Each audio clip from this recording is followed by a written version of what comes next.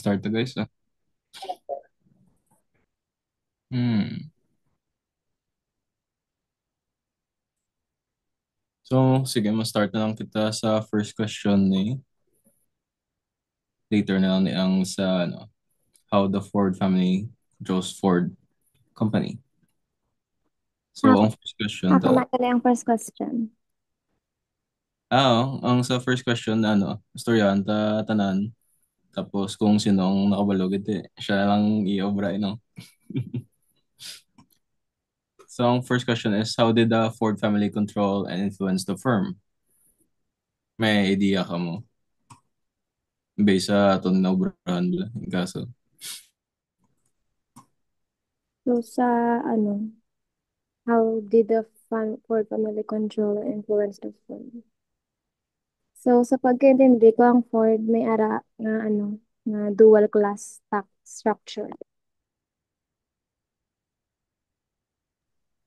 Do, Hmm. amo na nga setup, may ara sang class A kag class B. So, ang class A mo na siyang publicly traded shares. Tapos, ang class B mo na siya ang duga voto per share. Amo na siya ang class B shares, amo na siyang ginahawiran sang Ford family nga mataas nga voting rights. Hmm. Okay. Ang iba niya, may idea ka mo sa question? Or gagri mo ka mo kay Ruby? Yes, yes, sakto gid. Sakto no? Kay based man siya sa aton niya daan. Amo na yung ways ang Ford para mag-balance ang innovation kag heritage pala na para mag-remain sila competitive while honoring its historical identity sa amo na sa niya. Kamuya ano niyo ya?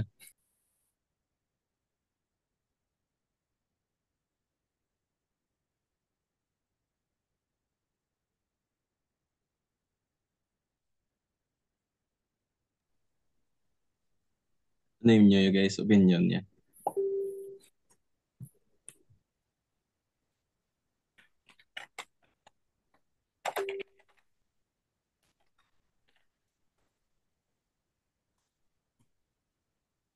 Lagid yung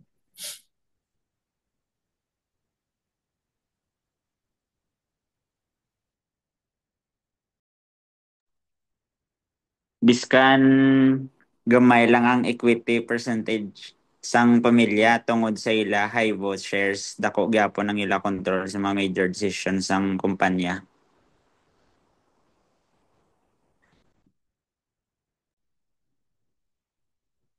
ah Oo. magaling. No, kay amo na siya ang ano, nagahatag gahatag balados kan para makapili sang mga ano, mga executives pagplano sa mga ano strategies sang Ford company. Okay. Okay na. Sige, si Ruby na lang. Siya malang kasabat yun. Siya malang ako balogid. Ma-proceed na lang tayo sa next nga question. So, ang sa next is, what agency problems do you recognize in this case? Ano, may idea ka mo? Kay, Base si siya, may idea siya, pero if ay pwede man ako masabat may idea ka siya. Wait lang, medyo gahod din, wait lang. So, ang question ko, wait lang, ano ba yung question? So, what agency problem do you recognize in this case? So, may tatlo ka problem ako na recognize. And ang first na problem is entrenchment. So this means nga staying in power even when it's not helpful.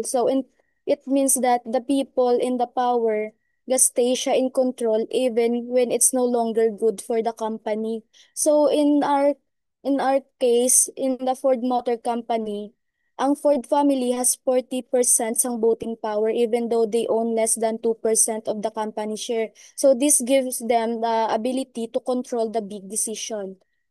Also, the so in short, sa entrenchment is a problem because the Ford family keeps strong control, which may stop the company from making needed changes that benefit everyone. So, ang second nga agency problem nga ako na ang nepotism. So, it means choosing the family over qualified people. So, this nepotism happens when a family members get top position just because they are family, not because they are the most qualified. So this becomes risky in long term because skills and leadership ability are not always inherited, and family members might avoid criticizing each other, so it weakening the accountability. So the third problem, agency problem, misaligned incentives. So this is a family has a power but little financial risk. So this problem happens when the Ford family has a voting power but small financial ownership. So that means they can make decision without feeling the full cost if something goes wrong. So in simple term, the family can make big decision but does not lose much money if the decision turns out bad, which create a conflict of interest. So that's the summary. That's all the agency problem I encountered. Family Ford encountered. Sorry. So guys, may ara ka mo nga idea or basi may dugang ka mo.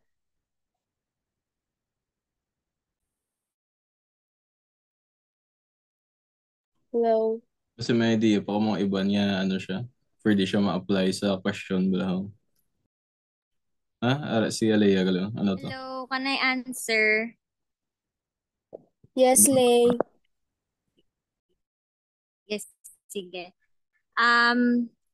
For me, addition ko lang, sa altruism, family relationships may lead to hesitance in monitoring underperforming relatives due to the reluctance to sanction family members, and the result ni siya sa inefficient management. So, muna, ma-proceed ta sa next question or ano? May idea pa ka mo? Basta may add pa ka mo? If wala, then pwede mo proceed na lang sa next. Ako pre, Ano to pre?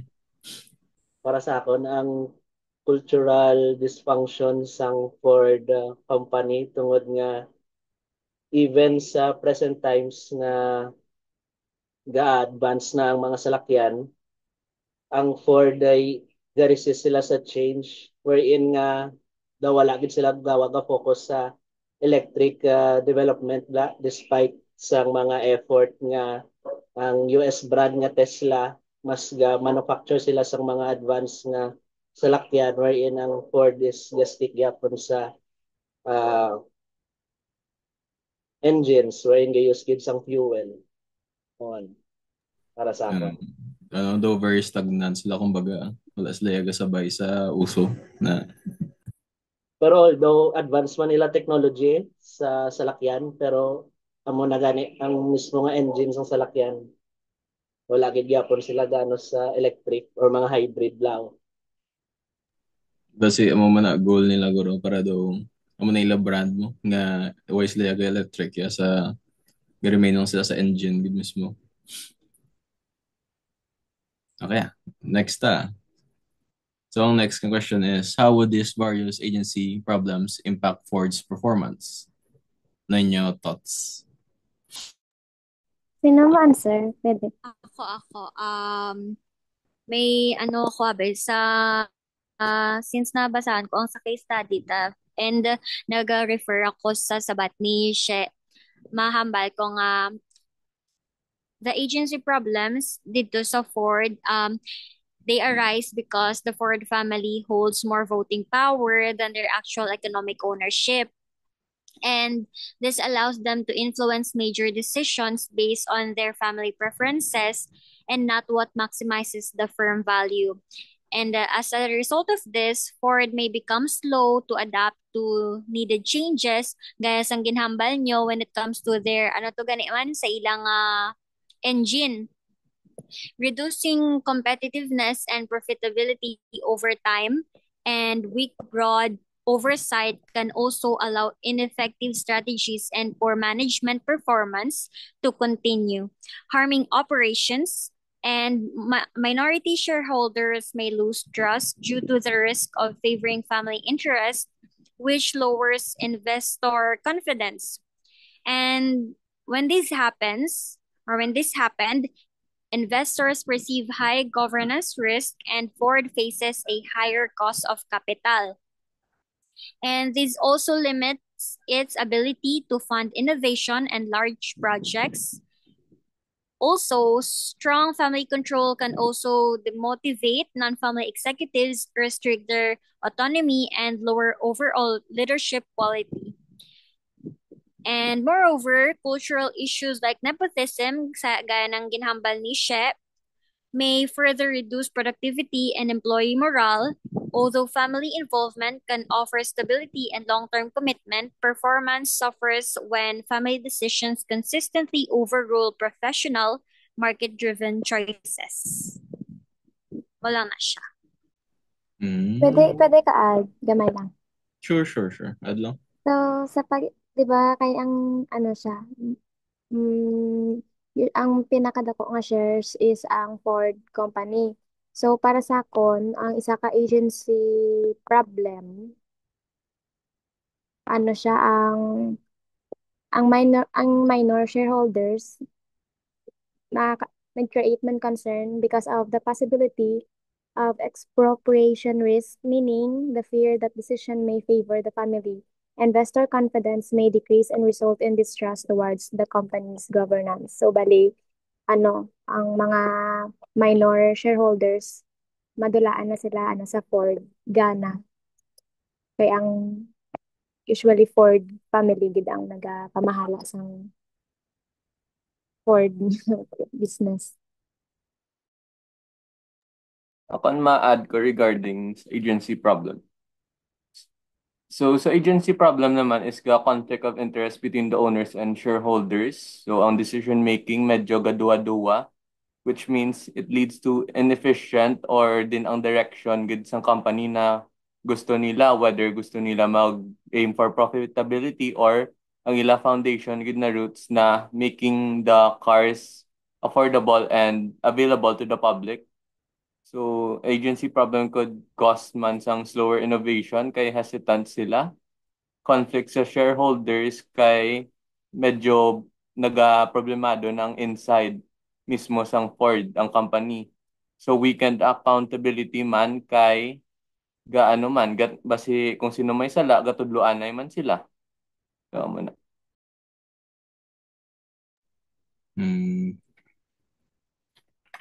May add-ons pa ko mo.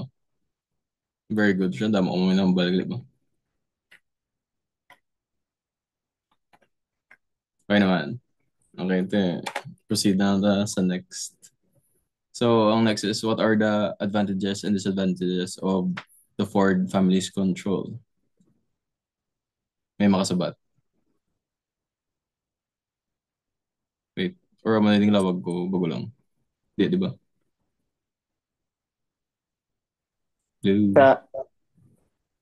Though may isa pa ta. And yeah, ang third is how would this various agency... Okay. Okay, Bali, okay, sige. Go, pre. ang sa advantage kag disadvantage, ang sa Ford family control, ang advantages niya is provides long-term stability and vision, help Ford stay independent during the 2008 crisis, strengthens brand identity and company values, protects the firm from hostile takeovers, ensures consistent leadership during major transitions. And ang disadvantages yan naman can cause resistance to change and entrenchment, may discourage investors due to unequal voting power, risk of nepotism, and weaker professional management, and can reduce board independence and accountability. In short, the Ford family's control brings long term stability and protects the company's heritage. But it also creates governance challenges that may limit flexibility, accountability, and equal treatment of shareholders. Amo lang na, basta may dogang ka mo. May tuad pa ka mo ano, Bali James. Okay? Okay, sige. So, makakado na to sa last nga question. Proceed So, ta. proceed lang to, bro. Ito na to ganing last nga question. Ano to gani, Sarah? Is Ford family control a blessing or a curse? Ano? May maano ko mo. Ikaw nung una man. Ano nga imo idea do? So, ang idea ko is, sa una, history isang Ford is actually, ang cars medyo premium, let's say, hindi gid available sa public. So, ang ginhimo ka Ford is, ang very foundation gid nila is to make the cars really available to the public and make it as a transport use. And they made it cheaper in terms of the usage of materials and labor force. So ang ila ginhimo is they had a very, let's say, sa family nila, strong sense of responsibility and identity during the first makings of Ford.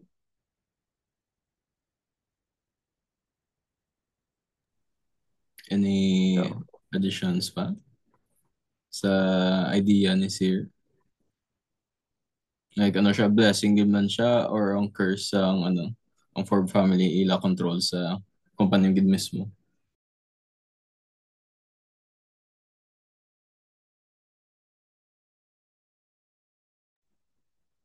I mean, do blessing man guro gyapon damo man sila kwarta. No? Sinyo ba? Yeah. Oh, yes, agree man. Di ba, pre? Ano ganan niya? Provide you dahil sang stability, continuity, kag protection. Mo lang gid na risky lang gid sa kay rigidity and reduce accountability despite the drawbacks.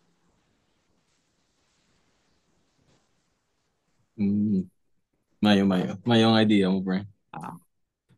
So far, amo naman lang na ang questions I mean, pwede man i-address na lang is how the Ford family controls the Ford Motor Company kaya mo man naton nga study. So, from the beginning, nagsugod siya sa kay Henry Ford.